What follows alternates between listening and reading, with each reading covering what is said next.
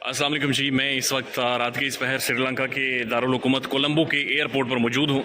यहाँ से मैंने थाईलैंड जाना है, देन सिंगापुर जाना है और फिर मलेशिया जाना है। सिंगापुर, ये श्रीलंका बुनियादी तौर पर बैंकरप्ट मुल्क हो चुका है, ऑफिशियली डिक्लेयर हो चुका है, ये बैंकरप्ट है। इसकी मईशत बर्बाद हो गई है, बहुत तारीख़ी महंगाई इस मुल्क के अंदर मौजूद है। और फिर हम देख रहे हैं कि यहाँ पर जहाँ की जो पॉलिटिकल क्लास है वो इस मुल्क से भाग गई है। लेकिन उसके बावजूद इंटरेस्टिंगली इस मुल्क में गोरों का दौर दौरा है।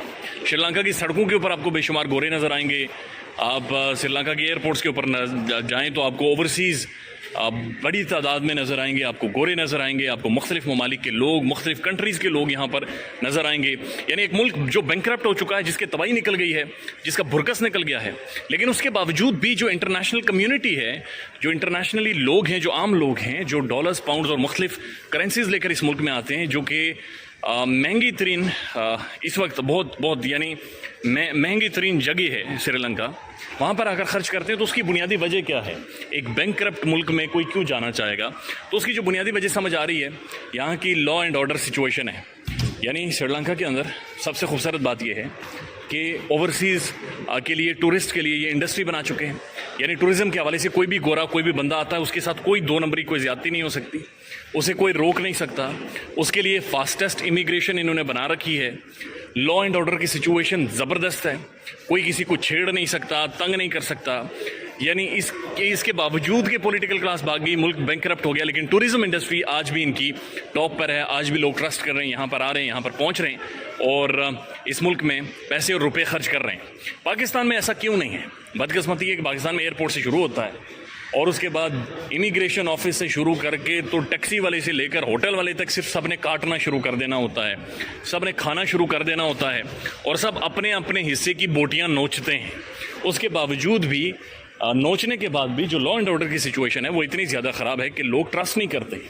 यानी इस्लामाबाद, मेरे ख्याल में कोलंबो उसके नेड़े तेड़े नहीं है इस्लामाबाद की, लेकिन स्टिल आपको ऐसे मनाजिर, ऐसे गोरे, ऐसे लोग, ओवरसीज़ एक कम्युनिटी, इंटरनेशनल कम्युनिटी आपको इस्लामाबाद की सड़कों के ऊपर, इस्लामाबाद की मुख्तलिफ जगहों पर, दुकानों में, शॉपिंग मॉल्स में आपको नज़र ही नहीं आती।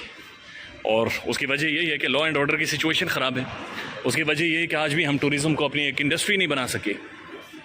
तो फिर बाज़ों का यकीन कीजिए, ऐसा महसूस होता है जैसे कि पाकिस्तान के अंदर खुद ही ऐसी कोई लॉ एंड ऑर्डर की सिचुएशंस क्रिएट की जाती हैं ताकि जो एक ट्रस्ट है इंटरनेशनल कम्युनिटी का, वो किसी ना किसी तौर पर मुतज़लज़ल रहे, वो बरकरार ना रख सके और जो मईशत का पहिया है उसे किसी ना किसी हद तक रोका जा रहा है, उसे छेड़ा जा रहा है।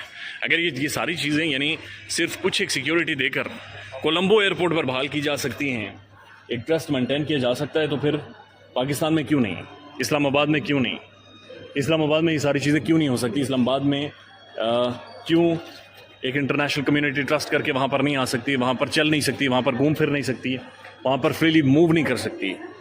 That is the larger question जो कम अज़ कम अभी देख कर समझ आ रहा है कि एक बैंकरप्ट मुल्क तबाही के धाने पर, और उसके बावजूद भी एक बड़ी इंटरनेशनल कम्युनिटी की यहाँ पर मौजूदगी जाहिर करती है कि अगर आप सिर्फ लॉ एंड ऑर्डर की सिचुएशन बेहतर कर लें, टूरिज़्म को इंडस्ट्री बना दें, तो आप दोबारा अपने पाँव पर खड़े हो सकते हैं, चाहे कोई भी सिचुएशन किसी भी मुल्क को किसी भी लेवल तक लेकर गई। Thank you.